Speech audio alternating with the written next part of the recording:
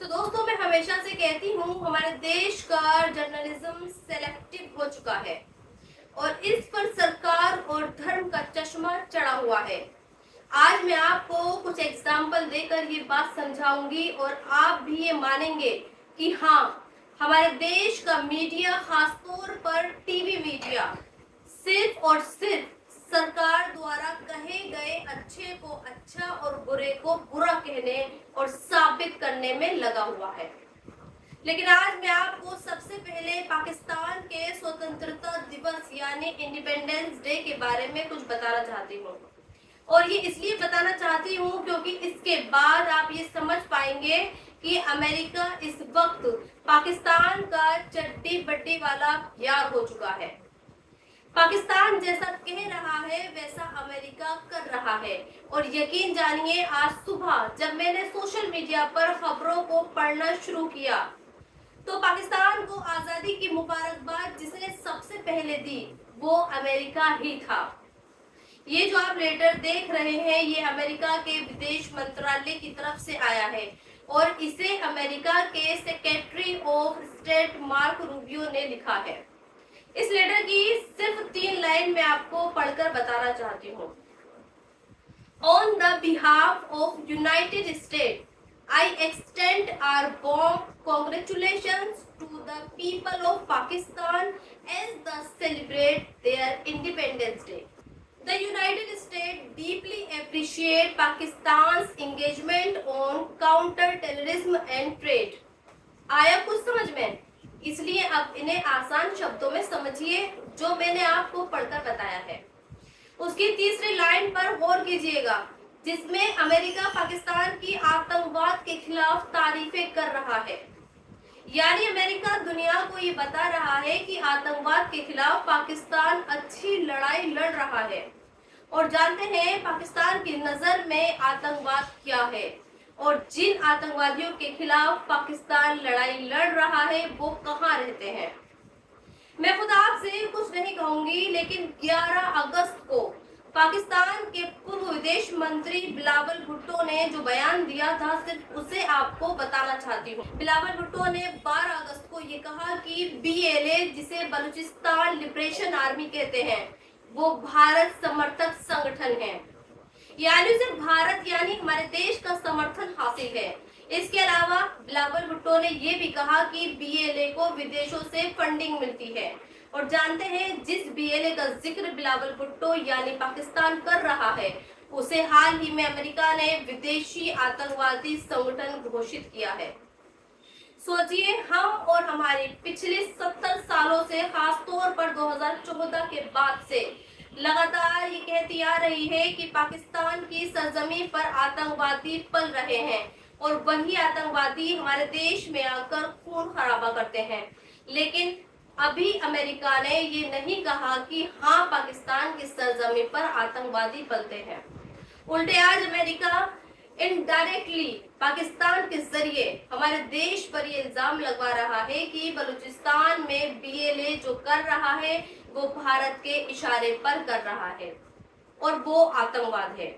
वैसे भारत की तरह अमेरिका इस वक्त रूस के पीछे भी पड़ा हुआ है और इसकी वजह यूक्रेन ही है। आज सुबह अमेरिका के राष्ट्रपति डोनाल्ड ट्रंप ने रूस के राष्ट्रपति पुतिन को नई धमकी दी और ये कहा कि अगर फ्राइडे यानी कल रूस ने यूक्रेन के खिलाफ युद्ध बंद नहीं किया और शांति की बात नहीं की तो इसके बहुत बुरे अंजाम, जिसे अंग्रेजी में सीवियर कॉन्सिक्वेंसेस कहा जाता है, वो भुगतने होंगे।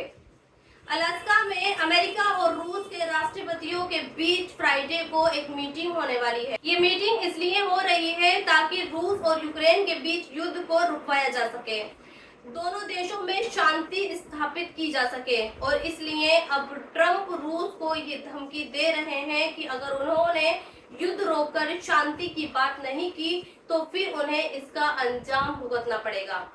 वैसे दुनिया के मुसलमान तो इस खबर को पढ़ने और समझने के बाद यही कह रहे होंगे कि काश ऐसे ही सख्त लफ्जों में कभी किसी वक्त इजराइल को भी धमकी देता तो शायद आज फिलिस्तीन में ये हालात न होते। ये वीडियो आज सुबह ही गाजा से आया है। इस वीडियो में जो शख्स खाना बांट रहा है वो बर्तन को पटक रहा है और अपनी किस बात पर रो रहा है, क्योंकि इसको बांटने के लिए जो खाना मिला था वो खत्म हो गया। मगर गाजा में भूख और प्यास से मर रहे लोगों के कटोरे अब भी खाली हैं। लेकिन डोनाल्ड ट्रंप को ये कभी नहीं दिखता।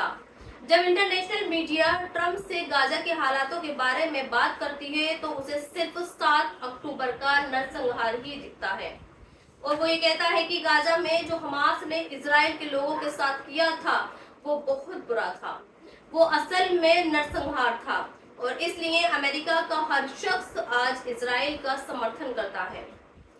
जैसे अमेरिका का एक सांसद लिंडसे ग्राहम कर रहा है। लिंडसे ये कह रहा है कि अगर उसने इजराइल का साथ नहीं दिया तो गॉड भी अमेरिका का साथ नहीं देगा। और ग्राहम ऐसा इसलिए कह रहा है क्योंकि इस अमेरिकी सांसद को लगता है कि इजराइल के लोग अच्छे हैं और इजराइल ऐसे लोगों से घिरा हुआ है जो उसे मारना चाहते हैं। ग्राहम ये भी बताता है कि वो जेनोसाइड नाम के शब्द को सुन कर पक गया है। असल में जेनोसाइड, जिसे हिंदी में नरसंहार या उर्दू में कत्लो गारत कहते हैं, वो जेनोसाइड इजराइल कर ही नहीं रहा है। अगर इजराइल जेनोसाइड करता तो फिर फिलिस्तीन में कोई भी जिंदा नहीं रहता, बल्कि जेनोसाइड हमास ने किया, जिसने 7 अक्टूबर 2023 में इजराइल के कई सारे लोगों को गोलियों से छलनी कर दिया। अगर आप गूगल पर सर्च करेंगे तो आप ये जानेंगे कि इजराइल ने 1200 लोगों के लिए फिलिस्तीन के 60,000 से ज्यादा लोगों को मौत के घाट उतार दिया।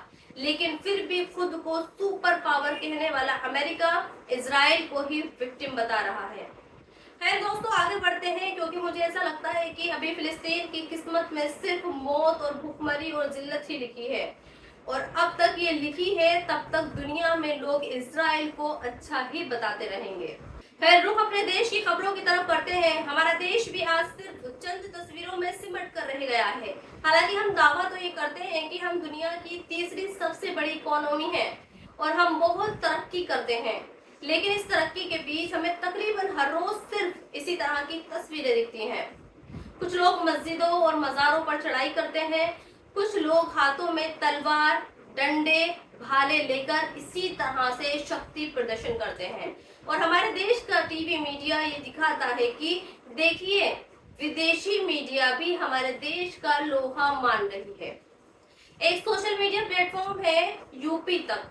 इसने फतेहपुर मामले में एक रिपोर्ट दिखाई, जिसमें यूपी तक योगी के उत्तर प्रदेश को 2 अलग-अलग शहरों में हुए दंगों पर रिपोर्ट दिखाता है, और ये बताया है कि दोनों शहर जब अलग-अलग वक्त पर दंगे और हिंसा हुई तो दोनों जगहों पर प्रशासन और पुलिस का रवैया कैसा था। आज मैं आपको यूपी तक नाम के इस यूट्यूब के ट्विटर हैंडल से जो लिखा है वो आपको पढ़कर बताती हूँ। संभल में मस्जिद सर्वे पर बवाल हुआ तो यूपी पुलिस ने चौकियों से लेकर गलियों तक छावनी बना डाला, लेकिन फतेहपुर में 10 अगस्त को खुलेआम भीड़ बुलाकर 11 अगस्त को मजार पर बवाल करने वाले बीजेपी जिला अध्यक्ष मुखलाल पाल का एफआईआर में नाम तक नहीं है। इसलिए मैं आपसे ये कह रही हूँ कि हमारे देश की तस्वीरें यही हैं, और इन तस्वीरों के बीच प्रधानमंत्री मोदी, हमारे देश का मीडिया आपको क्या दिखा रहा है वो भी जान लीजिए। कल केंद्रीय मंत्री प्रहलाद जोशी ने सोलर पावर प्लांट को लेकर इंडिया ने जो हासिल किया उसके बारे में बताया, जिस पर पीएम मोदी ने भी उनकी पीठ थपथपाई और ये कहा कि भारत ने सोलर पावर प्लांट वाले मामले में एक और माइलस्टोन हासिल कर लिया है। लेकिन कभी मोदी ने ये नहीं कहा कि देश में आखिर कब तक मस्जिदों और मज़ारों और मंदिर बताकर उन पर कब्जे होते रहेंगे। और अब आप ये भी जान लीजिए कि हमारे देश की टीवी मीडिया क्या दिखा रहा है। हमारे देश की मीडिया किसी भी अमेरिका के किसी जानकार को पकड़ता है और उससे ये कहलवाता है कि भारत बहुत तरक्की कर रहा है, और इस तरक्की वाले भारत से अमेरिका को पंगा नहीं लेना चाहिए।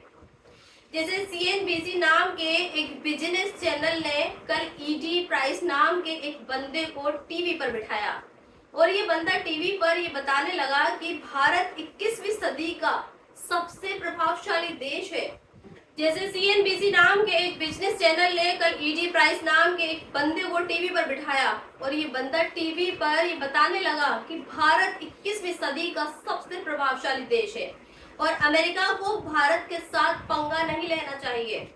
फिर भारत प्रभावशाली है या नहीं ये तो पता नहीं, लेकिन हमारे देश भारत की एक और तस्वीर आपको दिखाती हूँ और वो तस्वीर है बाबा बागेश्वर धाम की। बाबा बागेश्वर धाम आलीशान कार में घूम रहे हैं।